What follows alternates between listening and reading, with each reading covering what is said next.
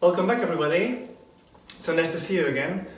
I hope you're doing alright. I hope you are all managing really well. We've done nearly 1 month of practice, so well done all of you. So today's topic is about performing and practicing on how to perform. So we're gonna explore how can our practice help our performances. So there's a few things we need to talk about.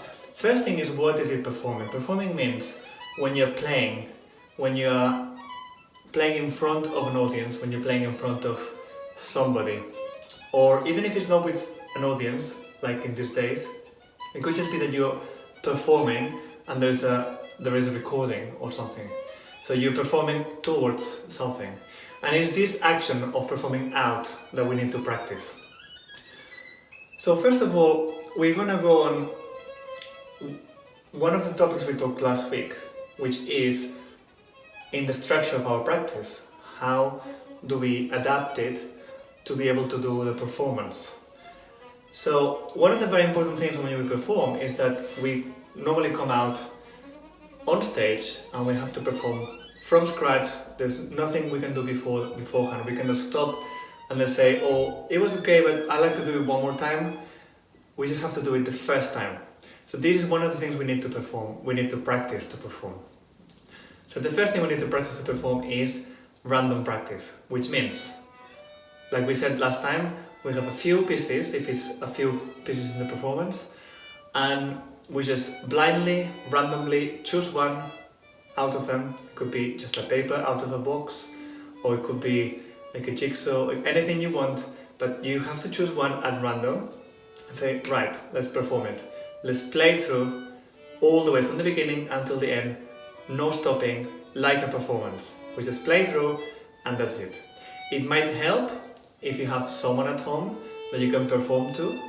It could be your parents, it could be your friends, it could be your brothers, sisters, anyone that might be helpful, just to be there so that you can perform for somebody. It's always more difficult to play for somebody than to play for yourself.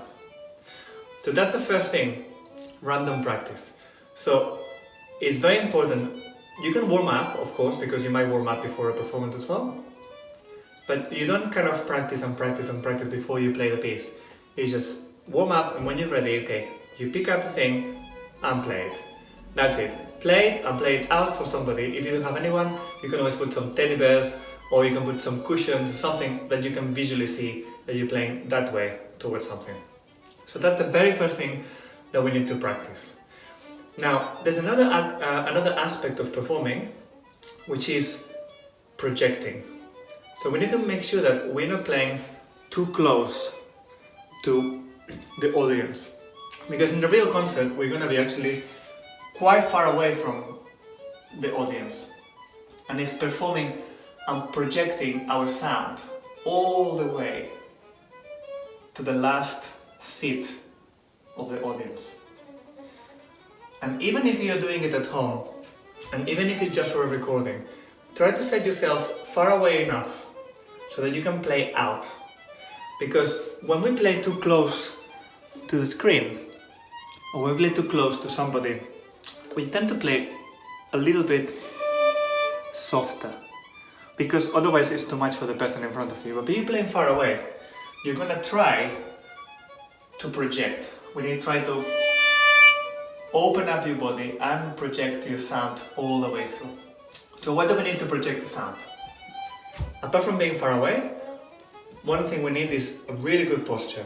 Really solid on your feet, soft knees, everything soft, including your shoulders. If we're talking about the violin or another instrument, then having it at the right place, if it's on the shoulder for example, having a good posture, whatever that means for your instrument, if it's a cello, just sitting properly, or piano, just making sure that you're comfortable and you are upright, as tall as possible. If you have this, that's the first thing we have to project our sound. If our posture is like this, it's not going to be able to project as much. It's not going to be able to sound out as much as when we have a really good posture. So soft, but good posture. Nice and relaxed, but really good and tall posture. So that's the first thing. Then, if we're talking about the violin or viola or even the cello, many times using more bow will help to get the sound out. On a string instrument with a bow, if we push down too much, we are not letting the string ring enough. And by not letting it, it's not ringing enough, it's not coming out as much. So if we want to play louder to be able to project the sound, most of the time it's better to play with more bow, not too much bow. Of course, this is meant to be small bow, then it's going to be slightly bigger, but not massive. This doesn't mean play with the whole bow all the time, but slightly more than you normally do in your normal practice when we perform. So we would like just a little bit more bow, a little bit more movement, a little bit more opening of the arms, a little bit more of this action to be able to come out. Imagine if you were singing. If you were singing like this, your voice would be very soft.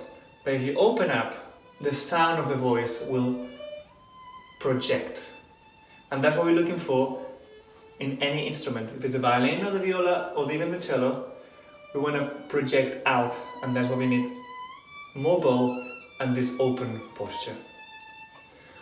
Having said all this, and having done the random practice, once we do the random practice, it might be a good idea to record yourself, and then you can listen to it later, and then you can check which bits you think might need some more practice. I did that in my practice yesterday, you will see. If you go back to the practice, the video I did yesterday, I just played through the whole piece, and I found quite a few pieces, quite a few places in the piece that I had to work on. So I'm sure you will find it as well, and you can be more critical than other people when you hear yourself, oh no, that's not very good. That's fine, that's not good. Let's just work on it, and let's make it better. And let's do it one more time. So maybe in a few days you can do again the performance after you practice a few times, and you practice it one more time just to project it. And if you have a performance coming up soon, it's a really good idea to do this practice a few times before the real performance. So at home, you set it up, you go far away, you make sure you have a good posture, and at random you just play the piece or the pieces from the beginning till the end. And then you also have an idea of the overall piece, because many times when we practice we do so little bits, little pieces of this piece or the other piece, that we concentrate in very small sections. When we play the whole piece, we get a complete different sense of the piece. And I'm not saying we need to do that all the time, but just before a performance, it's a very good idea that we just do it all the way through to see what it feels like. What does it feel like to play from the beginning till the end? Are you getting tired? Are you tensing up? Can you just try to play without tensing up? You know, all those things will come the more you do it. The more you do it, the more you get comfortable with it. And once you perform it a few times, then the real performance will come, and you will feel at home, you will feel ready. You will feel like, I know how to do this, I've done it at home. And I've done all these mistakes, I know what they are, I worked on them, and it will be fine. And in a performance, it's fine if you do a mistake. We all do mistakes in performance all the time. The important thing is that you just let it go. Mistake comes and it goes, and you continue playing with a smile. Nothing has happened. And no, actually, most people don't even notice. Only you notice because you know the piece really well, and because you've been working on it for a long time. Another thing we can practice when we're practicing to perform is, what do we think? What is in our head before we play the piece? And that's something that we can do it in our random practice.